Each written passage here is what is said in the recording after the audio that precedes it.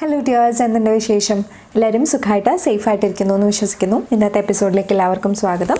ഇന്ന് നമ്മൾ കാണുന്നത് ഒരു പംകിൻ സൂപ്പിൻ്റെ റെസിപ്പിയാണ്. അപ്പോൾ നമുക്ക് വേഗം വീഡിയോയിലേക്ക് കിടക്കാം. വീഡിയോയിലേക്ക് കിടക്കുന്നതിന് മുൻപ് നിങ്ങൾ ഈ ചാനൽ ഇതുവരെ സബ്സ്ക്രൈബ് ചെയ്തിട്ടില്ല എന്നുണ്ടെങ്കിൽ പ്ലീസ് ആ റൈറ്റ് സബ്സ്ക്രൈബ് ബട്ടൺ ഒന്ന് പ്രസ് ചെയ്യുക. കൂടെ തന്നെ തൊട്ടടുത്തുള്ള ബെല്ലൈക്കൺ കൂടി എനേബിൾ ചെയ്യാം. ബെല്ലൈക്കൺ എനേബിൾ ചെയ്യുമ്പോൾ ഓൾ എന്ന ഓപ്ഷൻ തന്നെ ചൂസ് ചെയ്യാം. നമുക്ക് വീഡിയോയിലേക്ക് കിടക്കാം. പംകിൻ സൂപ്പ് തയ്യാറാക്കാനായിട്ട് ആദ്യം വേണ്ട ഇൻഗ്രീഡിയൻസ് എന്താണെന്നുള്ളത് നോക്കാം.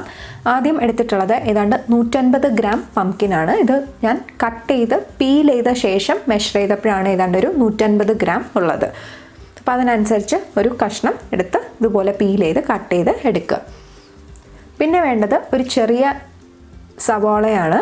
അതുപോലെ തന്നെ ഏതാണ്ടൊരു 4 to 5 ഗാർലിക്, അതായത് വെളുത്തുള്ളി അല്ലികളാണ് ഞാൻ എടുത്തിട്ടുള്ളത്. ഇത് തീരെ ചെറിയ വെളുത്തുള്ളി അല്ലികളാണ്. അപ്പം അതുകൊണ്ടാണ് 4 to 5 എടുത്തിട്ടുള്ളത്. വലുതാണെങ്കിൽ 2 or 3 എടുത്താൽ മതിയാവും. ഇനി നമുക്കിത് എങ്ങനെയാണ് ഉണ്ടാക്കുന്നതെന്നുള്ളത് നോക്കാം.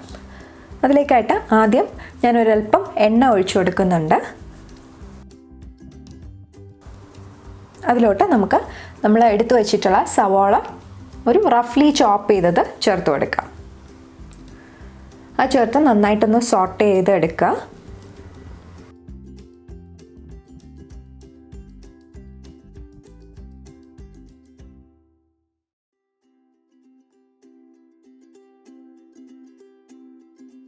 ഒന്ന് ചെറുതായിട്ട് വാടി വരുമ്പോഴത്തേക്കും നമുക്കതിലോട്ട് നമ്മൾ അരിഞ്ഞു വെച്ചിട്ടുള്ള വെളുത്തുള്ളി ചേർത്ത് കൊടുക്കാം.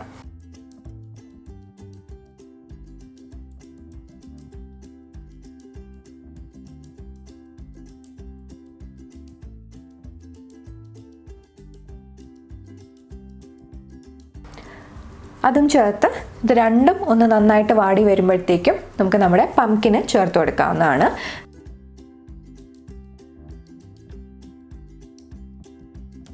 മത്തങ്ങയും കൂടി ആഡ് ചെയ്ത ശേഷം നമുക്ക് വീണ്ടും ഇത് നന്നായിട്ടൊന്ന് സോട്ട് ചെയ്ത് എടുക്കാം.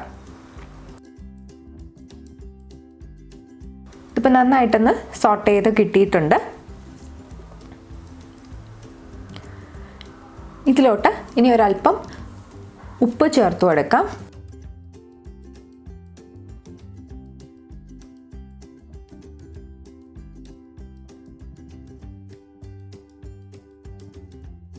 ഇനി ഇതിലോട്ട് ഏതാണ്ട് ഒരു 1/4 കപ്പ് വെള്ളം ഒഴിച്ചു കൊടുക്കുകയാണ്.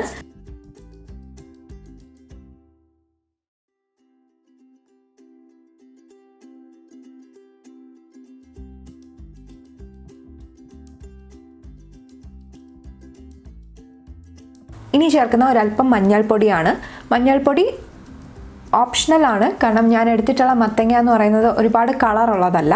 അപ്പോൾ അതുകൊണ്ട് ആ സൂപ്പിന് നല്ലൊരു ഭംഗി കിട്ടാനും അതുപോലെ തന്നെ ടേമറിക് എന്ന് പറയുന്നത് ആരോഗ്യത്തിനും വളരെ നല്ലതാണ്. അപ്പോൾ അതുകൊണ്ട് ചേർത്ത് കൊടുത്താണ്. പിന്നെ ഉള്ളതെന്ന് പറയുന്നത് ഒരല്പം പെപ്പറാണ് ചേർത്ത് കൊടുക്കുന്നത്. പെപ്പറും നമ്മുടെ കുട്ടികളുടെ പ്രിഫറൻസ് അനുസരിച്ച് ചേർക്കുക. ഒരല്പം പെപ്പർ ഞാൻ ചേർത്ത് കൊടുക്കുന്നുണ്ട്. ചില കുട്ടികൾക്ക് ഒട്ടും തന്നെ എരിവ് ഇഷ്ടമാവില്ല. അപ്പം അങ്ങനെയാണെങ്കിൽ എരിവ് സ്കിപ്പ് ചെയ്യാവുന്നതാണ്.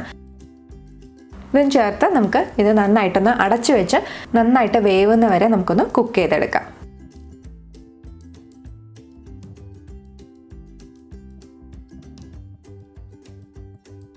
അതായത് ഇപ്പോൾ നന്നായിട്ട് വെന്ത് വന്നിട്ടുണ്ട്. ഇനി നമുക്ക് സ്റ്റൗ ഓഫ് ചെയ്യാം. എന്നിട്ട് ഇതൊന്ന് തണുക്കാനായിട്ട് മാറ്റി വയ്ക്കാം. ഒന്ന് തണുത്ത ശേഷം നമുക്കിതുപോലെ ഒരു മിക്സർ ജാറിലിട്ട് ഇത് നന്നായിട്ടൊന്ന് ബ്ലെൻഡ് ചെയ്തെടുക്കാം.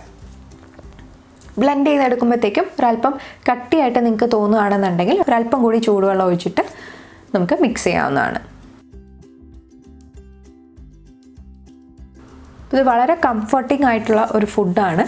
കുട്ടികൾക്ക് വളരെ ന്യൂട്രീഷ്യസുമാണ്.